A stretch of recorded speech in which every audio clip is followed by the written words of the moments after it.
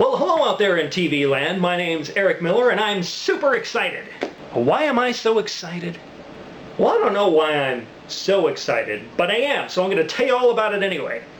This is the Walther P1, also known as the P38, and this is the Walther P5, and I've done a couple videos in the past discussing the similarities and dissimilarities between these two guns. The P5 has a number of upgrades over the P1 that make it a little bit better. However, the P5 has one upgrade that actually makes it worse. I am, of course, referring to the magazine release. The P1 has a standard heel mag release. You put the magazine in and there's this little doohickey right here that holds the bottom of the magazine into the gun. The problem with this gun, apparently according to the Walther designers, was that if you're running around with this gun and you accidentally smack the heel of your gun against something, it's going to slightly unseat your magazine and then it won't feed anymore. The solution in the P5 was this slightly recessed magazine release. It now no longer holds onto the bottom of the magazine, but it holds onto the magazine with this notch that fits into this little hole that's in the back of the magazine. Now, this doesn't give any problems in getting the magazine out of the gun. That still works perfectly fine. However, because this notch is sticking up into the magazine well, it's difficult to get the magazine into the gun.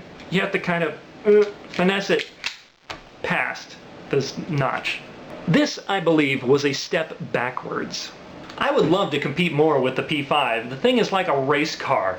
You fire it, and then you think, okay, well now I need to aim for my next shot, and it's screaming back at you, "You're taking too long, let's go!" The thing really just wants to go. The problem is twofold. Number one, the magazine release. When you're trying to do that really fast, it never works out very well. Second of all, these P5 magazines are way expensive. If only there were a way that you could take these cheaper P1 magazines that are nearly identical to the P5 magazines and use them in the P5. If only. Then, one day, user J. Jules sent me this picture of a prototype P5. And if you look very carefully, here on the heel of the gun, that looks exactly like the P1 mag release. Now, this prototype was intended for sale to the Bundeswehr in the early 90s as a replacement for their P1s. This is a great way for Walther to sweeten the deal with the Bundeswehr. They can say, hey, buy our new gun, and then you can use the bazillion P1 magazines that you already have. You don't have to buy new ones for this gun.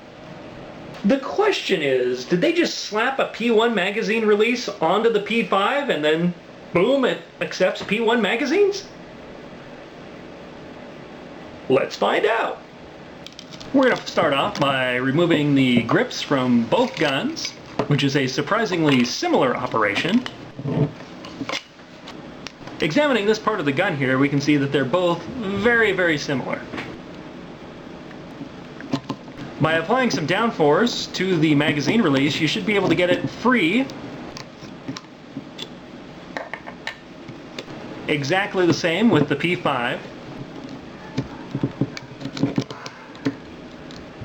And you can see where these two parts attached to the gun is very similar. And we simply do the reverse to put the P1 release onto the P5, which can be a little tricky, but it's doable. We'll put the grip back on the gun. And viola! We have a P5 with a P1 magazine release. Now if we put in the P5 magazine, we can see that it doesn't work anymore because it doesn't hold the magazine in far enough, so it won't feed properly. However, if we take a P1 magazine filled with some fake practice bullets here, we can see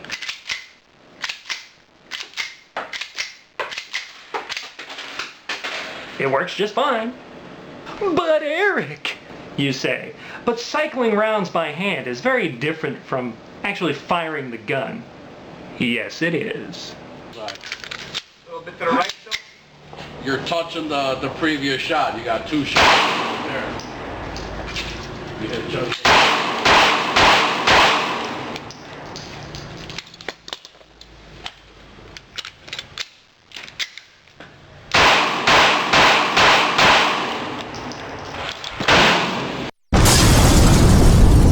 And there you have it, P1 Mag release on a P5. Now this actual heel release part for the P1 you can get online for like 10 or 20 bucks or something.